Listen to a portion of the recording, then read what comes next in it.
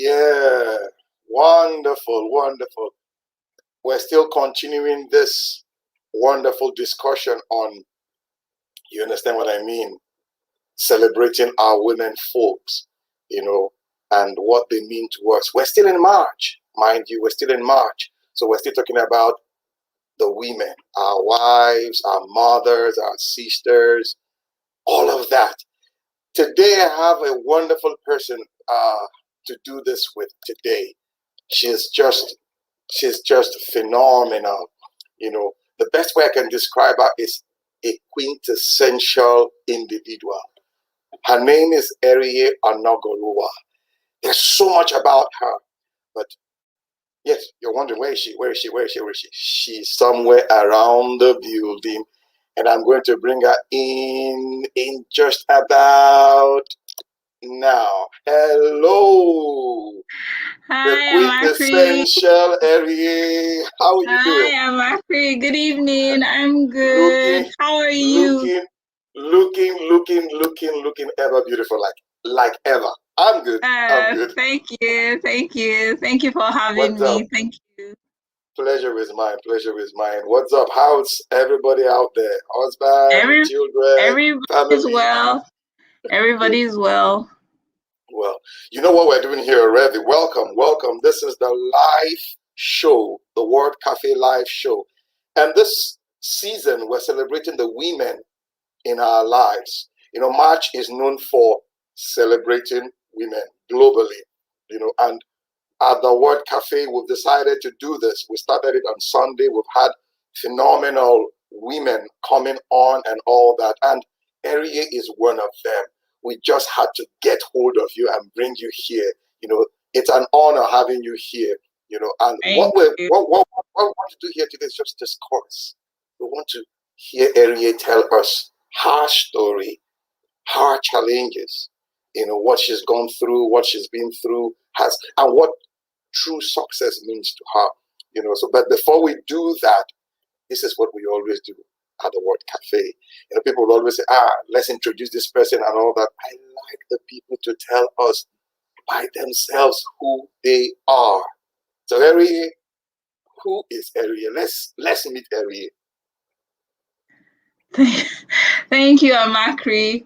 One of the first things I thought of when I heard that question, who is Eriye? I was like, oh, can he skip who is Eriye? Sometimes it feels difficult introducing yourself. Who is Eriye? Eriye is a work in progress. Eriye is a mother and a wife, and I think the best title I could ever dream of having is being called a mom. The responsibility of raising children and making sure they are assets to the society and not liabilities is one that I take with an utmost sense of dedication and commitment. I'm an author. I've worked for about 15 years plus and still working. In the middle of a career transition, which I did in 2019. I'm an author of the best-selling book, Dear Alaere. My definition of success is a life that is lived with impact, a life lived in service to others. So, in a nutshell, again, like I said, I'm a work in progress. I'm somebody who life has thrown a lot of curveballs, a lot of challenges. But when I look back at all of them, I say to myself, they've made who I know and who others know as Eriye today. All of the challenges, I've seen a purpose in the pain. Every challenge I've gone through, I've seen a purpose in it, and I'm entirely grateful to God for everything. Wow, that is a basket full of so many things, good things, I must say. And I know you're a trained lawyer. Before I brought you on set, I was telling them that the best word to describe for me, Eriye, is a quintessential personality. The first time I got to meet Eriye, you'll be surprised. I got to meet Eriye, I think that was in secondary school. I kept, once or twice I've told you about that. I think that was, you were Federal Government College Abloma. You went for a speaking event. Then we used to call it debate. Debate.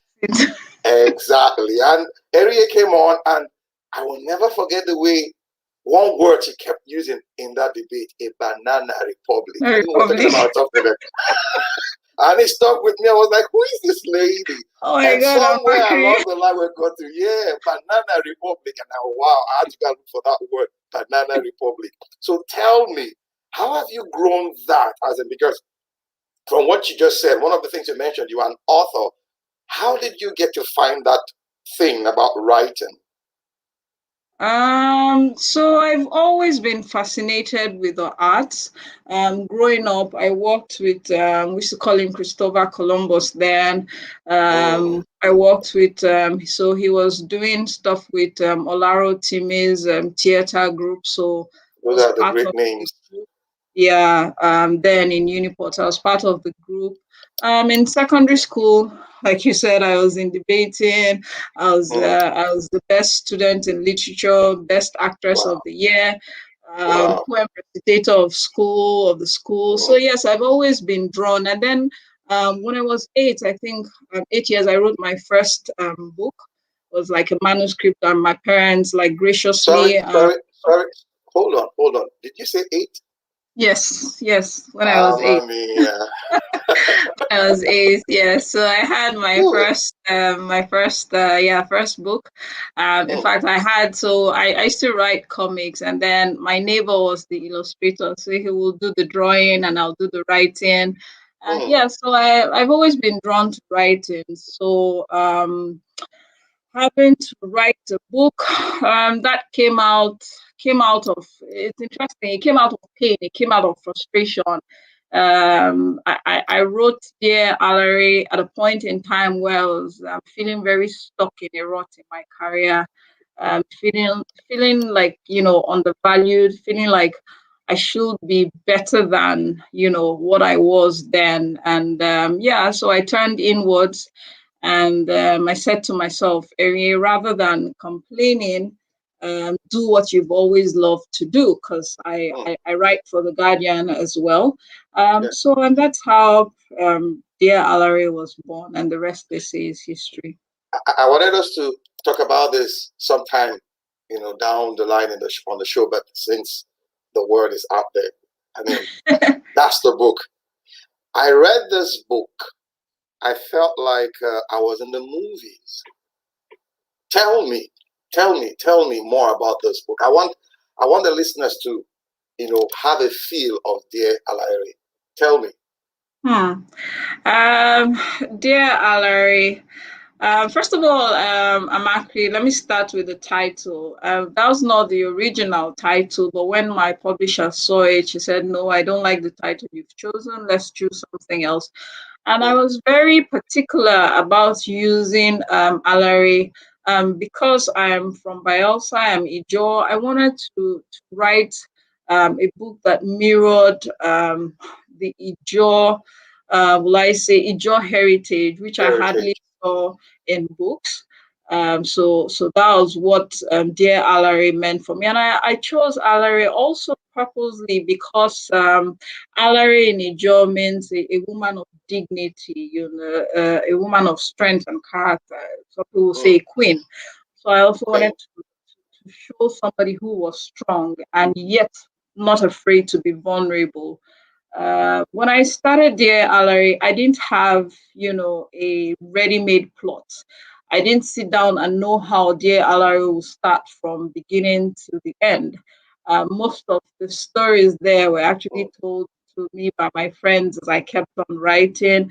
Some of them I would say was inspiration from the Holy Spirit.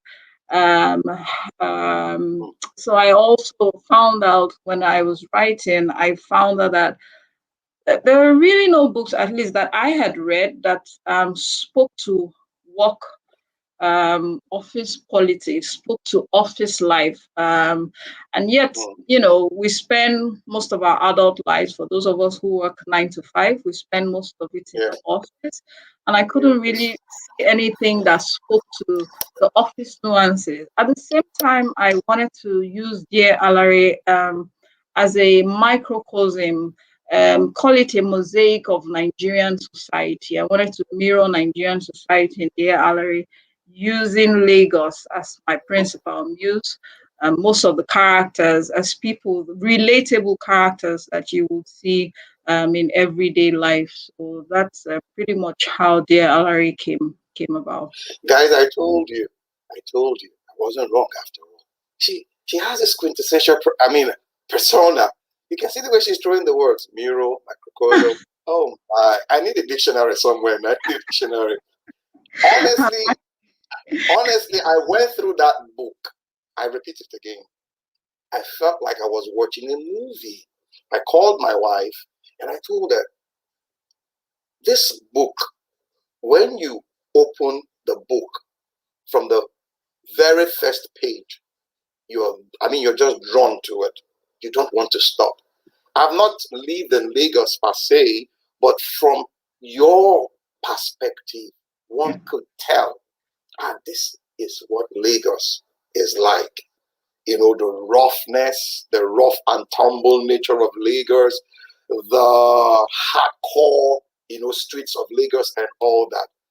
It's a masterpiece, I must say. It's a masterpiece. Thank you for that. Now, you did mention a mother, that you're so happy being a mother, bringing up children not to be liabilities, but assets. What do you mean by that?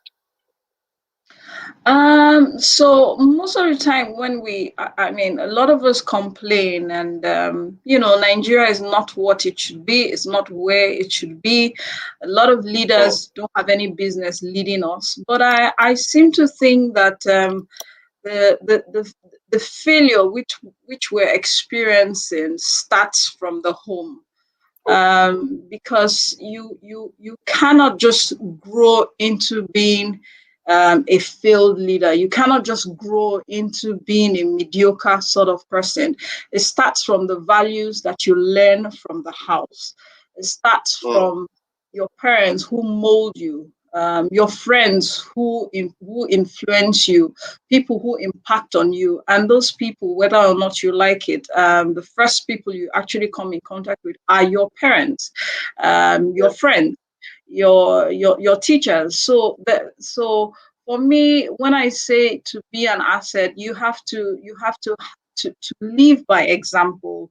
You have to show that as a parent, a lot is expected of you. I say to a lot of people that a lot of parents don't have any business being parents anymore because they themselves need parenting. So when I talk of, children being assets, it's very important from the home front, from the word go, that we instill values. I'm not talking about trends now. I'm not talking about things that, people decide, oh, is this right? Is this wrong? I'm saying, core values, integrity, honesty, contentment, and live by them and show your children, that there's nothing wrong with these values. And I think that that's one of the best ways you can raise children to be assets rather than liabilities. They have to have a value for money. They have to have a value for hard work. They have to understand that there's no free lunch anywhere. You work hard and hard work doesn't kill. Those kind of values are the sort of values that my parents raised me up with. And I think that if we had more of such parents instilling such values, step by step, we'll get to where we should be as a nation and as a people.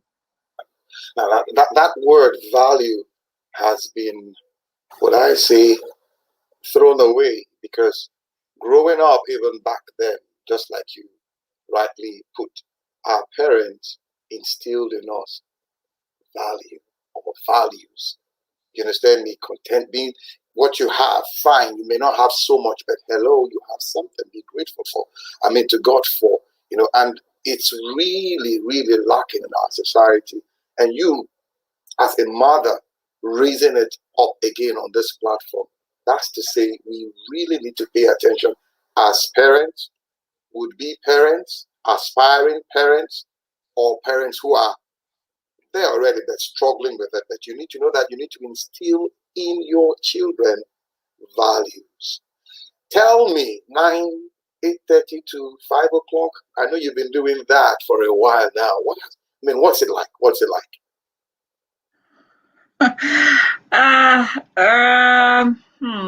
For a mother and a wife, what's it like? Let me answer that using my previous company as an example. Where I worked before, we had to be moved to Abuja, and then I had my daughter was 2, and we all moved to Abuja, and for 10 years, Amachree, I shuttled back and forth. Friday and Monday, I had the second in between shuttling. So I shuttled back and forth every Friday, every Monday, sometimes in between when I had meetings, to play the role of a worker, a mother, and a wife. What was it like? For me, you take every day as it comes. You need a strong support system, and I'm very grateful to God. My husband, my nanny, who's been with me for, I think, well over 20 years. That's not a nanny anymore. That's a family member. That's a family member, exactly. Exactly.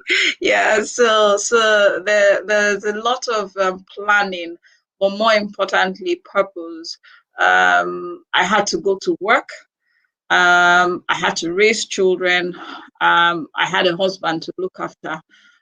And for me, everything I had to compartmentalize them accordingly.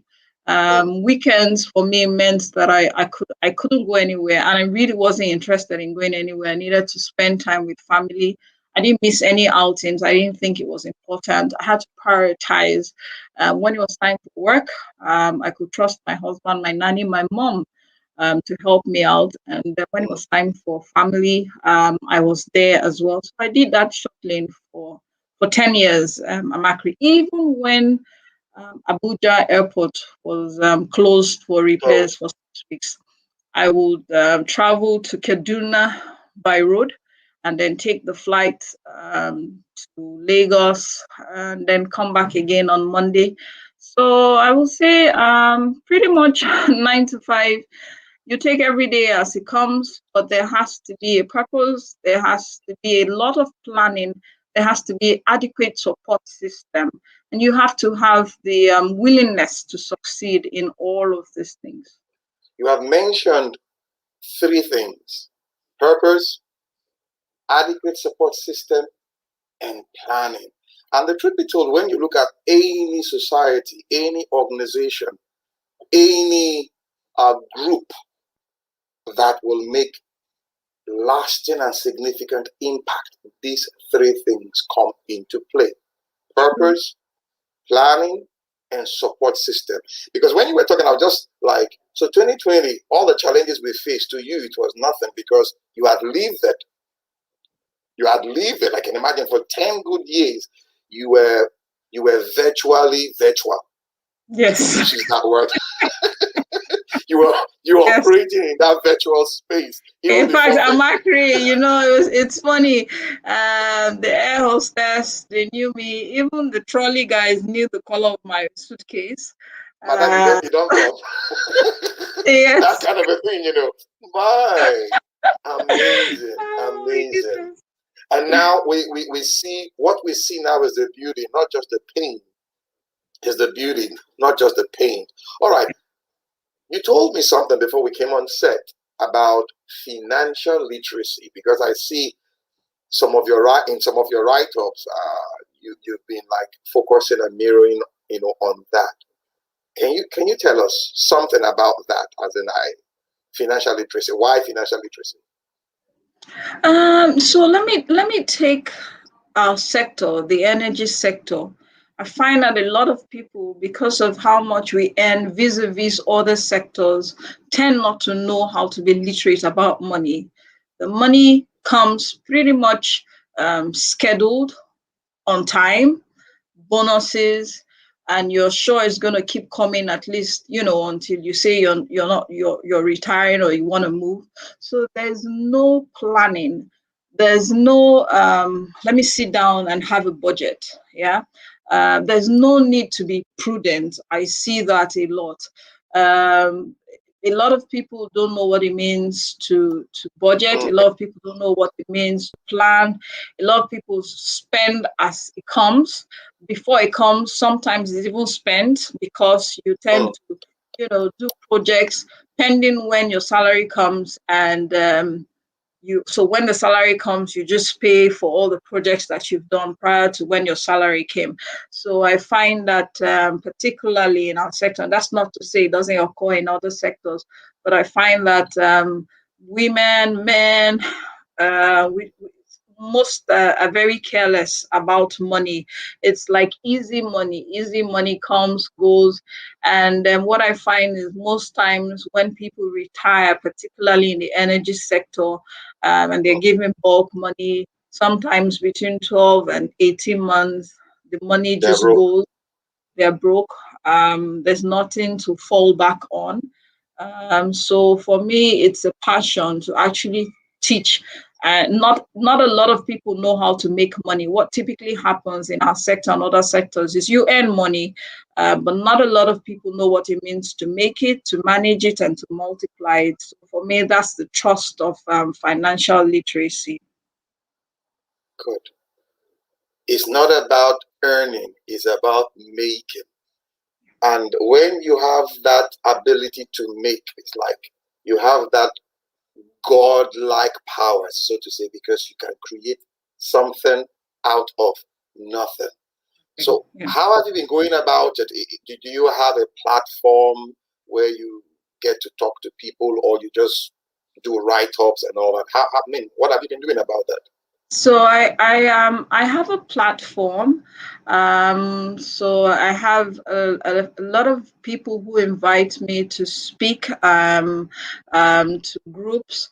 I also have friends that I speak with, and then like you rightly mentioned, writings. And my plan is to keep upscaling this and make it as broad as possible to all sectors and to all people who are genuinely interested. Another thing I find about financial literacy, a lot of people, two things. A lot of people don't want to really understand. They don't want to hear too much about textbook knowledge. They want to understand what Real happens. stuff. Yes, when I get my money, what happens? How do I budget? How can I plan? My daughter is going to school in 10 years' time, in 5 years' time. What will happen? So those are the kind of things that people want to know. While some others, yes, they want to know, oh, what's mutual funds? What do you understand by T-bills? But a lot of people just want to really understand, be practical, be authentic. What happens when I get my money? How can I make more money? How can I multiply my money? Wonderful. Wonderful. The how, that is what we're all desirous of. How do I make this thing work? And coming in contact with somebody that will just tell me, point me, as in, that's how to do it. This is how to do it. It solves that problem. Yeah, and that's the number one thing that people need to understand about money. It's an exchange for value. You must be able to attract value. Money attracts value. Once you have that mindset, with the kind of problems we have in Nigeria, you can position yourself to be a solution provider, and people will always be attracted to people who can solve problems, who can add value to their already busy lives. Wow. Money attracts value. I like that. Now, I know you took a very drastic decision recently, for a career woman, as in you just took that awesome leap, leaving one for the other. How did you come to that decision, leaving one for the other? What I mean by that, maybe our listeners will be wondering, what do I mean by that? She actually left a well-paying job for another well-paying job. So how did you come to that? Amachree, can I be honest with you there? Please go ahead. I always want to be where I am celebrated and not tolerated. And I understand my value, and I say to people with a sense of what's the word now? With a sense of responsibility that I know my value and I add tax on top of my value. So I want to be somewhere where I'm seen to be adding value, making impact, being part of a team that is different, that is adding value. So you get to a point in your career, you have to sort of close the door, do a self-analysis, and think, am I growing? The knowledge I had last year about myself, about my role in this company, my job description, has it gotten any better, or I'm still the same? Am I stagnant? Have I learned anything? Have I developed myself? And I'm saying without the company, have I done any development, course-wise, training? You need to ask yourself hard questions. Can I test my marketability in the market? Can I test my CV? If I go to company B, would I really be able to add value? So when you ask yourself these questions, trust me, Amachree, you can actually answer truthfully and say to yourself, look, I need to either upgrade, I need to leave, I need to be a better person. But the answers are there. You just need to ask yourself those hard questions. Those hard questions. Now, you mentioned development, training, building your capacity. From the way you present yourself and the things you've been saying, clearly you've been on a journey. You've been developing yourself. Can you just, give us a tip of the iceberg? What the practical things you did to add or imbibe or build that something within you? For the better part of my career, I made I looked at my bosses, and I'm thankful that a lot of them had so much to offer, and a lot of them were willing to help me, were willing to take me along their own journey. It was easy for me to learn. It was easy for me to grow with that sort of, with those sort of people around you. In terms of so that also helped developing myself. Practically, I also took steps. Every year I would ask myself, what course or what training did I need to do to be a better person? So I sponsored myself a lot of times. Every year I sponsored myself for courses without the company, because I believe that personally you are responsible for your career pretty much the way you're responsible for your life. Yes, the company should train you, but if the company doesn't train you and you train yourself, the knowledge stays with you. So for me, that was a guiding principle. I had to make sure that every year I was putting an added layer of knowledge on top of what I had. And then mixing with the right people. And when I mean the right people who had extensive experience in the industry, who were willing to share their knowledge. So that helped me a lot. Reading books, that helped me a lot as well. So you were more or less self-motivated. Yes. I see the future. This is where I desire to be, or I'm desirous of.